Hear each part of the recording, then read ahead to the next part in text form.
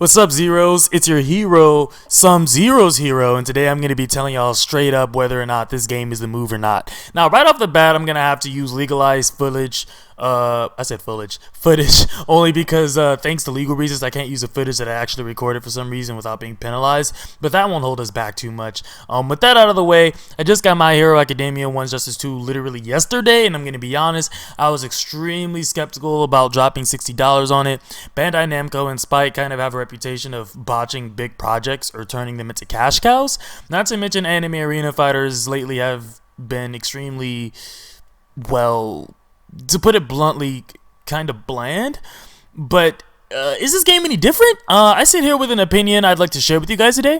After playing it, is it seriously worth full price? Well, that's going to be up to you to decide. By the end of this review, hopefully you'll know if this game is worth your penny or not.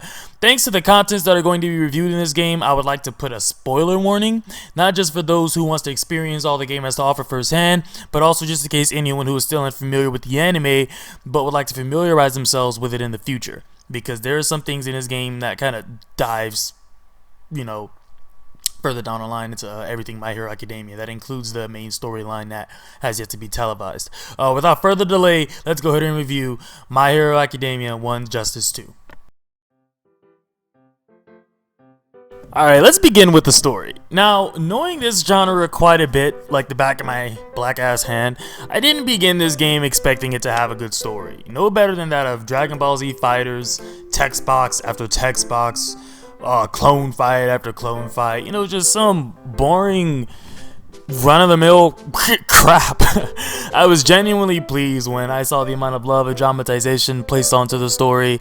Because after what Smash Ultimate pulled with the World of Light, I was kind of burned out with the thought of story modes in general, but this game kind of brought it back. It really gave me vibes of the original PS2 anime fighting games, such as Naruto Ultimate Ninja 1-3 or Dragon Ball Z Budokai 1-3. It felt like I was reading a manga panel after panel, so I feel like the people who have genuine interest in My Hero Academia's lore or overall story will find something to sink their teeth into here. And if they don't, then you can just skip it. Hit X after X after X. The panels don't last that long. There's like maybe 5 quick presses of the X button, and then boom, you're into the fight.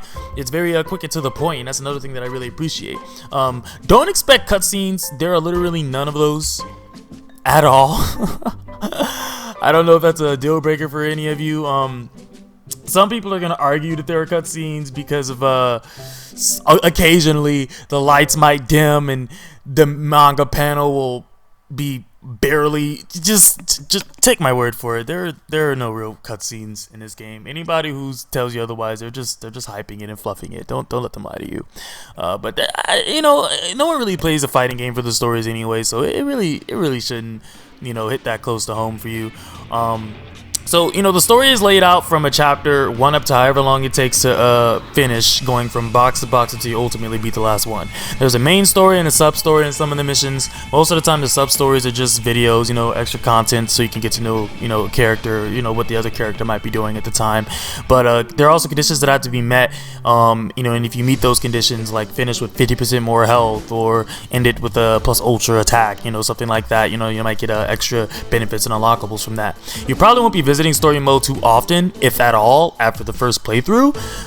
The only thing left to do after beating it story mode wise is just to collect the extra unlockables and get all S ranks, and there really isn't anything to be gained from that aside from maybe an achievement.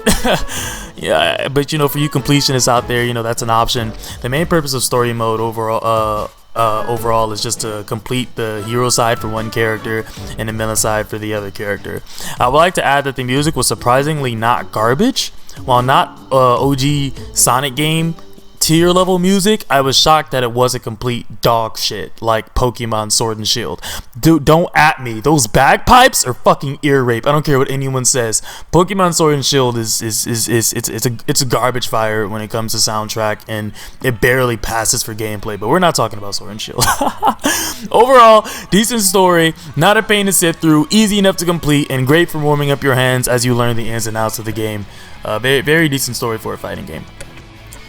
Ooh boy, the combat in this game is not only phenomenal, but I'm calling it here, it is underrated and it will be underrated.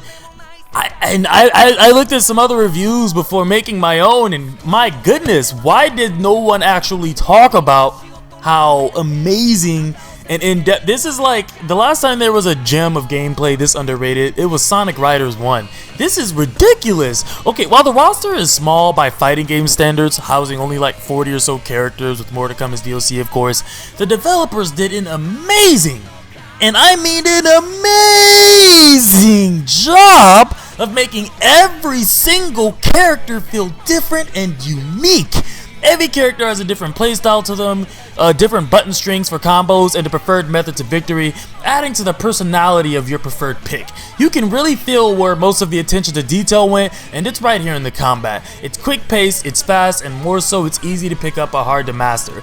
Now, when I first started playing this game, it felt kind of floaty and weird to me, just because I'm used to kind of the snap by snap, like, you know, combat, punches and kicks, like, you know, like just from other arena fighters like the Storm series, or even the kind of stick it to them, you know, stick by stick movement, kind of like in a Xenoverse.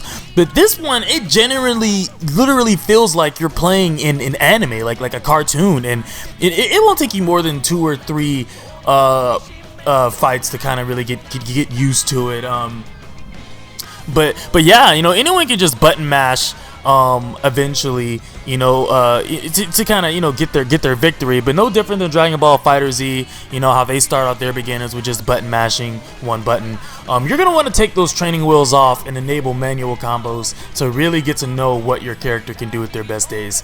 I really wish I had footage so I could specifically show you, but at the beginning of every fight they give you an option whether or not you want auto combos or manual combos. Auto combos is the game pretty much just giving your character, you know, just what it sounds like, an auto combo. Although it makes you predictable, and it, you know, like any other fighting game, it allows you to be exploited. But if you enable manual combos, which I recommend doing right out of the gate, like I did, I'm experienced with fighting games, so I enabled manual combos just because I knew that, you know, that was going to be the move down the line. Enabling manual combos will allow you to truly mix up not just your gameplay and your combos, but also your movement. It'll really allow you to have full control over your character. And, you know, enabling manual combos, it'll really allow you to get to know what your character can do on their best days. The difficulty comes in understanding your opponents and their pick,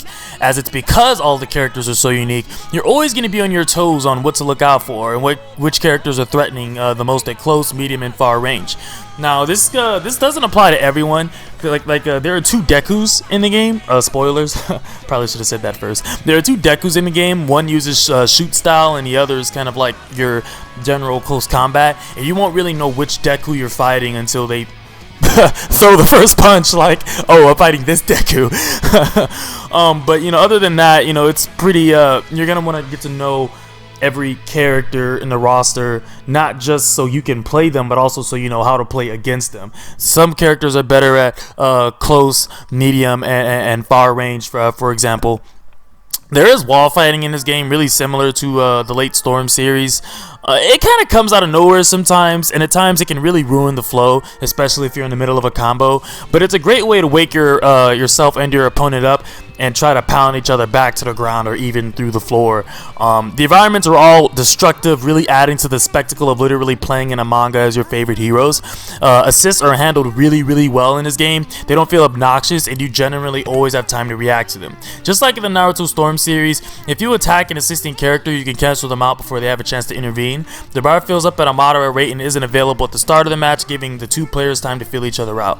Overall, amazing fucking combat, extremely fluid. The only real beef I have with it is the jump. The jump can feel extremely floaty and vulnerable. I personally haven't found any benefit to using it, but maybe I just don't see it yet. The game just came out, so who knows what tech will be discovered in the future. But at the moment, it's really too early to tell if any character is OP or not.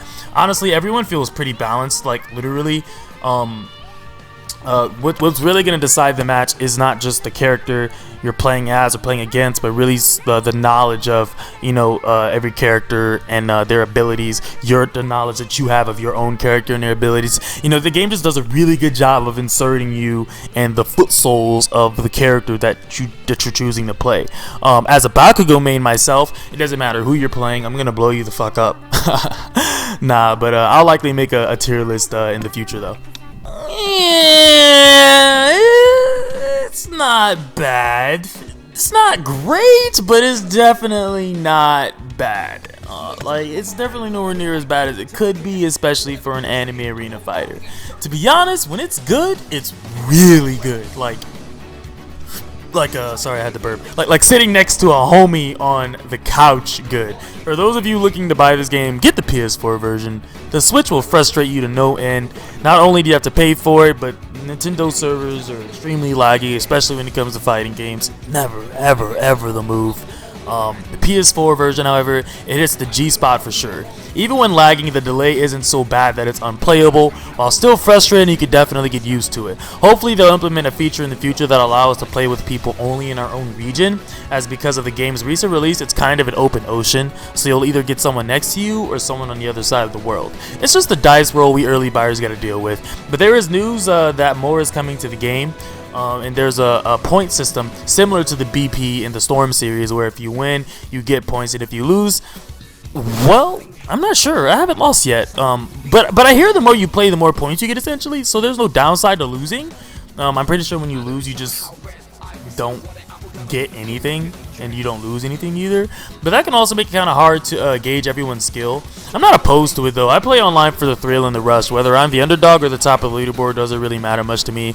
Of course, every player gets a card that they can customize, plastering their fan or edge juices all over it. You can also add a quote not only at the bottom of your card, but also a separate quote at the beginning of each match, like a battle cry. It's a very nice touch. It's definitely the little things. Oh, by the way, for those of you who are worried about spammers, don't be. Spammers in this game get crapped on.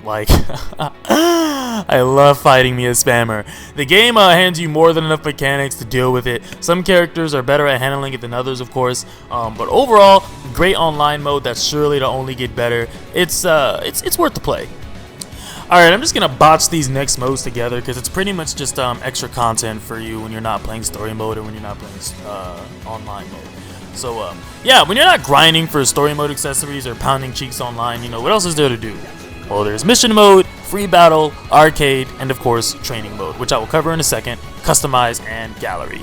Mission is sort of like arcade, but not really. If you really want to get the feel that you're a real hero, the game will start you off as Deku and give you an option to go recruit other heroes to your agency as you go out and quote-unquote save people and defeat villains. It's really not much but an extra scratch for those of you who have an itch for more offline content. Again, another page from the Naruto Ultimate Ninja book. I really hate to keep making comparisons to the Naruto series, but it seems like whether it's manga, anime, or video games, my hero is being groomed to be Naruto's successor. And I have to say, it's doing a damn good job. Because I personally really enjoyed the Naruto Ultimate Ninja series, just like this game. It had kind of a manga feel to it, and there were a lot of collectibles and whatnot, and just a lot of fan service. That there was a lot of love in the game, and you can really feel that here. So moving on, arcade is your classic beat 'em up, one after the other game mode that you can run through with your favorite character. What you get from winning each arcade route, besides monies, are character cards and accessories, allowing you to further personalize your main.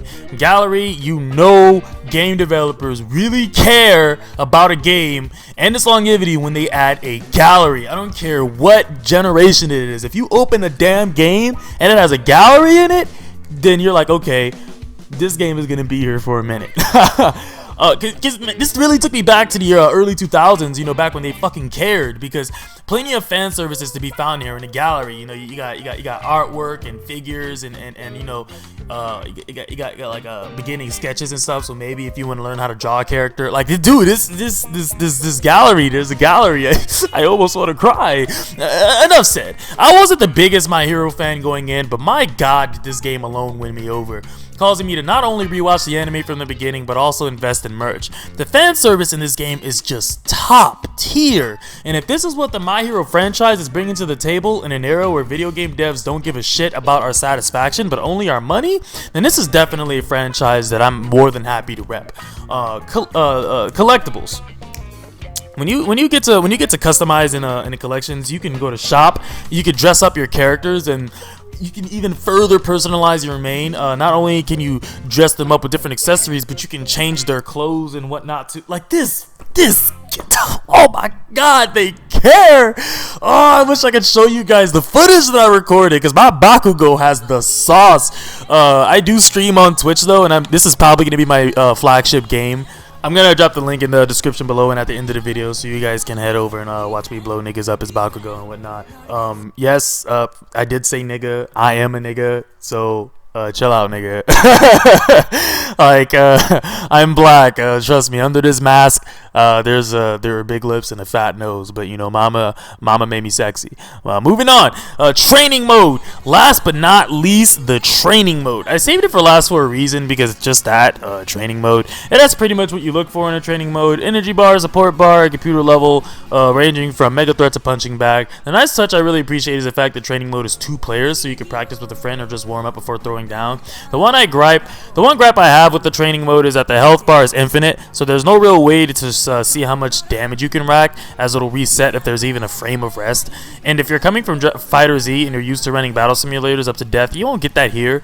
But to be fair, the training mode could have been a lot worse. It accomplishes what it sets out to do, which is giving the player the resources they need to find, experiment, and get to know not only your characters, but the assist in your opponents as well. Moving on to the free battle is, it's just that free battle. If you have some homies over, you can fight. If you got 4 homies over, it can turn into like a free-for-all battle royale. I really hope that they allow this mode in the future online, when they get their like server in line and stuff like that, because it's really it can get really chaotic, and it's just really fun. It's kind of like Smash Bros, when you get 4 players together, except instead of knocking each other out of the stage, you're literally trying to destroy each other. So yeah, decent training mode, good free player mode. It's really cool. Overall, I gotta say, man, this game is plus ultra. It has so much flair.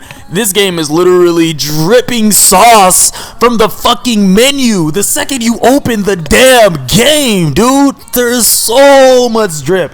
I was not lying when I said that this game won me as a My Hero fan, because I literally didn't give a shit about this series until I played this game. I watched the anime. I played multiple fighting games in the past, from hardcores to like Street Fighter to softcores like Xenoverse, and anime arena fighters left a bad taste in my mouth. But in my opinion, this game has so much depth, content, and love put into it. It's literally the little things. You got characters repping different parts of the menu. They make different sounds based on which you pick.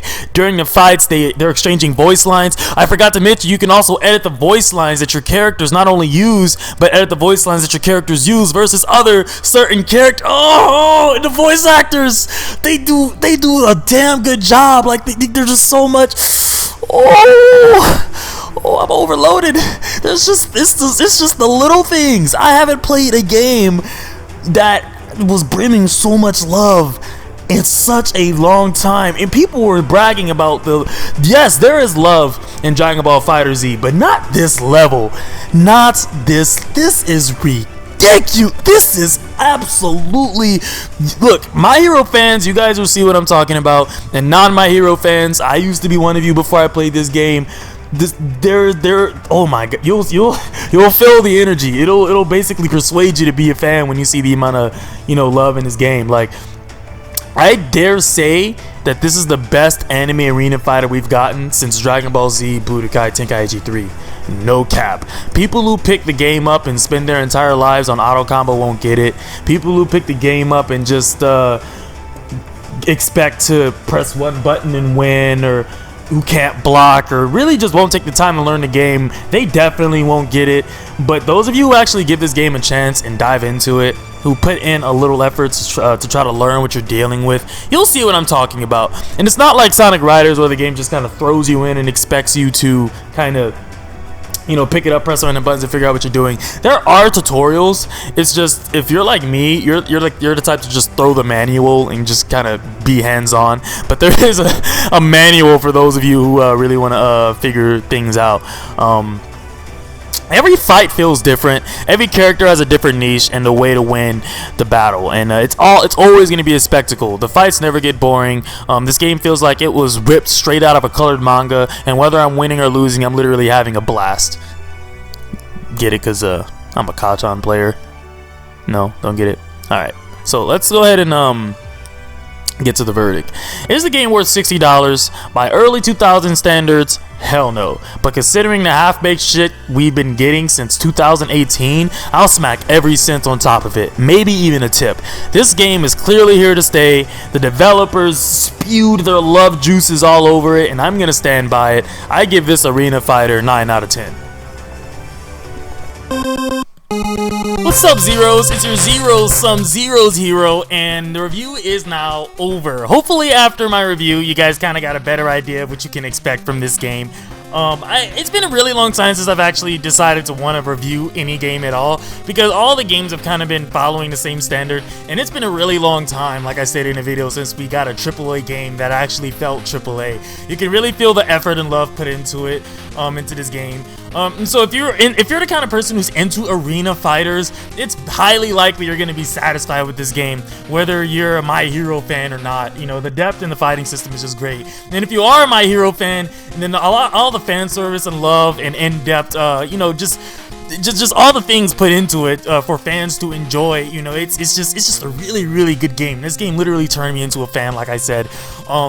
And you know, after years and years of getting AAA games and spending $60, $80 and pre-ordering bonuses, you know, just stuff where developers don't really care, it's really refreshing to actually finally have a game in my hands that actually just feels like it wants to be played for a long time.